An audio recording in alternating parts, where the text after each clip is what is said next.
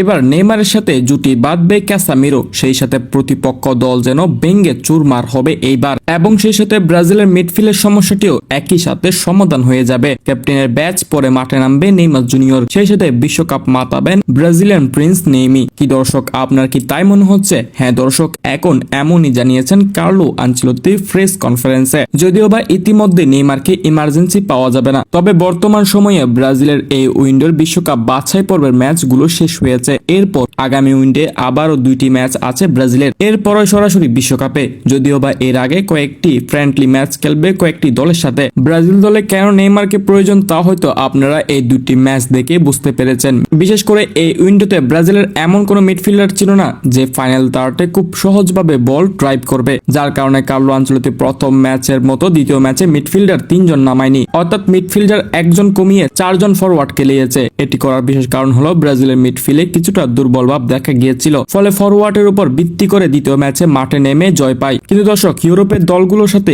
এমন ভাবে খেললে হয়তো জিততে অনেক কষ্ট হয়ে যাবে, কারণ দলের মূল প্রাণবম্র হলো মিডফিল্ড, এবং টিমে যদি 3জন মিডফিল্ড খেলতে পারে তাহলে দলটি হয়তো ব্যালেন্স থাকতে পারে, এবং 3জনের মধ্যে এমন একজন মিডফিল্ড থাকতে হবে যে ফাইনাল তাতে খুব সহজভাবে বল দিতে পারবে। তার নাম হয়তো আসলে প্রথম শুরুতে নেইমার জুনিয়রের নামই আসবে, কারণ নেইমার যদি অ্যাটাকিং মিডফিল্ডে থাকে তাহলে রাফিনহা এবং ভিনিসিয়াস জুনিয়রকে খুব সহজভাবে ফাইনাল তাতে বল পাঠাতে পারবে নেইমার, এবং নিচের দিকে খুব একটা ব্যালেন্স ভাবে খেলবে ক্যাসামিরো। হ্যাঁ দর্শক, নেইমার ও ক্যাসামিরোর মিডফিল্ডের কেমিস্ট্রিটা এভাবেই জমে উঠবে। দর্শক, অনেকে ব্রাজিলের দ্বিতীয় ম্যাচে প্যারাগুয়ের বিপক্ষে 1-0 গোলের জয়ের পর অনেক আনন্দে আছেন, তবে আপনাদের অবশ্যই মাথায় রাখতে হবে যে বিশ্বকাপে ব্রাজিলকে অবশ্যই ইউরোপের দলগুলোর মুখোমুখি হতে হবে। তারা কিন্তু অনেক বেশি শক্তিশালী লাতিন আমেরিকার দলগুলো থেকে, তাদের গেমিং স্টাইল লাতিন আমেরিকার দলগুলোর গেমিং স্টাইল থেকে অনেক ভিন্ন। যেহেতু একসময় কার্লো আনচেলত্তি ইউরোপের প্লেয়ার থেকে শুরু করে ইউরোপের দলগুলোর কোচিং করতেন, তাই কার্লো আনচেলত্তি তাদের পজিশনগুলো বুঝতে পারবে। ফলে কার্লো আনচেলত্তি ব্রাজিলের মিডফিল্ডকে ব্যালেন্স করার জন্য হয়তো